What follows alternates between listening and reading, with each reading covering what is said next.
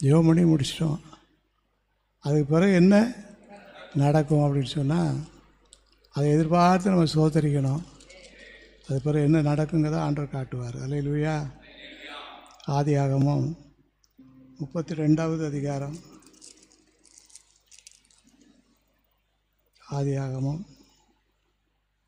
32வது அதிகாரம் 29வது வசனம் 30வது வசனம். நான் தேவனை முகமுகமாக கண்டேன். அல்லேலூயா. ஜெபமணி முடிச்சிட்டாரு யாக்கோபு. அவர் அண்ணன் கூட சண்டைக்கு தப்பிச்சு போனவர் எப்படியோ வாழ்க்கை போயிடுச்சு. இங்கே அங்கேயுமா போய் 20 வருஷம் ஓடி போச்சு. இப்போ அண்ணன் வாராருங்கிற செய்தி என்ன செஞ்சிச்சு தெரிஞ்சிச்சு. அண்ணன் வாரானா அப்படின்னு சொன்ன உடனே ஐயாவால் சும்மா இருக்க முடியல, என்னை கொண்டு விடுவானே அப்படின்னு சொல்லி அவர் ஜெபிக்க ஆரம்பித்தார்.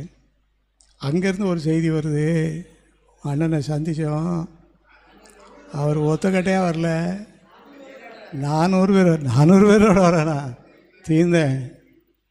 இதுக்கு மேலே என்னால் ஒன்றும் எரிக்க முடியாது, 400 பேரோடு வாரோன்னு சொன்ன உடனே யாக்கோபு எடுத்துக்கிட்ட ஆயுதம் ப்ரேயர். அல்லேலூயா. நீண்ட ஜெபம் எடுத்துக்கிட்டார். நீர் என்னை ஆசீர்வதித்தால் ஒழிய உம்மை நான் போக விட மாட்டேன், தேவனை முகமுகமாய் கண்டேன். அவன் ஜெபித்த பிறகு யாக்கோபுக்கு என்ன ஆசீர்வாதம் கிடைக்குன்னு கேட்டால் தேவனை முகமுகமாக பார்க்கிற அனுபவம். நாம் ஜெபம் பண்ணியிருக்கிறோம்.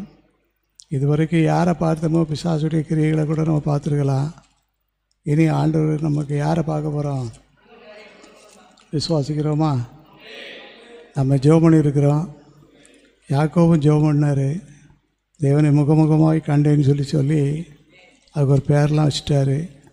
மறுநாள் வந்துச்சு, அண்ணன் வந்தார்.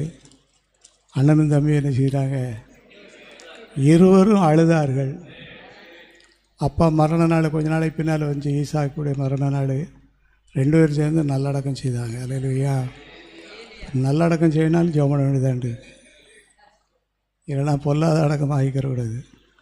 இன்றைக்கு ஆண்டவர் நம்மோடு பேசுகிற வார்த்தை என்னன்னு சொன்னால், நம்ம ஜெபம் பண்ணிவிட்டு அப்படியே விட்டுறக்கூடாது. அது பிறகு நடக்கக்கூடிய காரியத்தை நம்ம பார்க்கணும். நடக்கக்கூடிய காரியம் என்னன்னு சொன்னால், தேவனை முகமுகமாக பார்த்து ஆண்டவர் நம்ம எல்லாரையும் ஆசீர்வதித்து முகமுகமாக பார்க்கக்கூடிய கிருபை ஆண்டவர் நிச்சயம் நமக்கு தருவார். கடைசியாக ஜெபத்துக்கு கிடைச்ச பதில், ஜெபம் முடிஞ்ச பிறகு என்ன நடக்கும்னு சொல்லி வேதத்தில் வாசிக்கும்போது 1 சாமுவேலின் புஸ்தகம் 1வது அதிகாரம்